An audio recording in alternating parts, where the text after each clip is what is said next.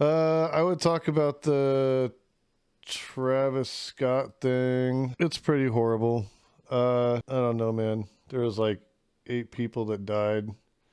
There's a 10-year-old in a coma. I think it's a lack of security, a lack of control by the act, and poor planning by the promotions company. Really poor planning. It's fucking tragic. I don't really want to watch the videos of it anymore, man. Like, they're fucking depressing. And we've all seen enough of that shit. Like, we all know what happened. If you haven't had a chance to watch it, you can go watch it. But it's fucking tragic. And, you know, it just goes to show, you know, Live Nation, they're going to pick money over the safety of their fucking people every time. Oh, the needle stuff was fake? Well, that's good to know. That's good. That'd be some real fucked up shit if that was really fucking going on. I was wondering how they released that. Like, I mean, it was a pretty big publication, but I was like, really? Fucking, that's some crazy ass shit. But yeah, I think it's fucking horrible what happened. And I think they're all slightly accountable. I've done shows and shit. You can see quite a bit from the stage, and you can see when shit's out of control. And you can see when people are getting hurt in the audience, you know? I guess what troubles me is Travis Scott had to have seen this shit, and he kept going.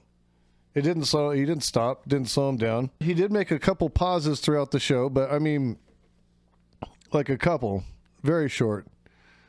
And after it was scheduled a mass casualty event, it still took him another 37 minutes to get off stage. There's something seriously wrong with that. I know from my experience and from the experience of others that I've spoken to about this, that as a performer, you see that shit. You know, even in big shows, especially at big shows, especially when it's right at the front, you're seeing it all. It's right in front of you. Like, so the notion of you know, Travis Scott missing something, I'm not buying it.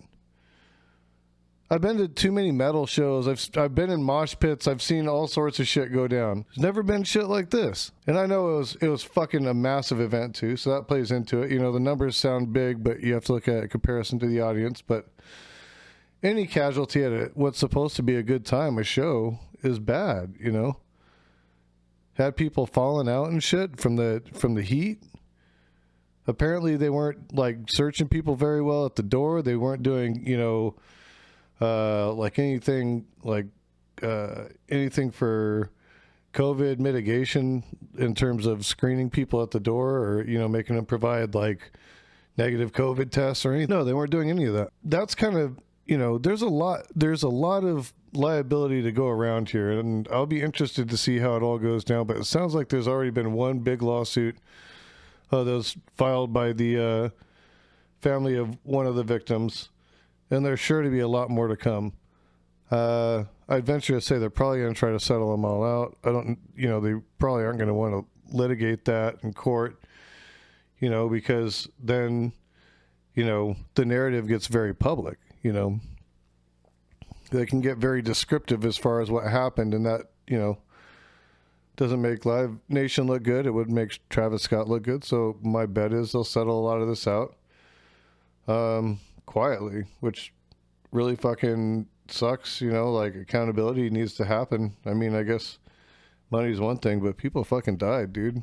Like, it's no joke. We should be turning a corner with this stuff at this late stage in the game. We should be pretty well adept to being able to secure concert grounds and all this kind of shit. Like, we have tons of festivals every year, like all year long, all the fucking time. I don't get how you could have this big of a misstep.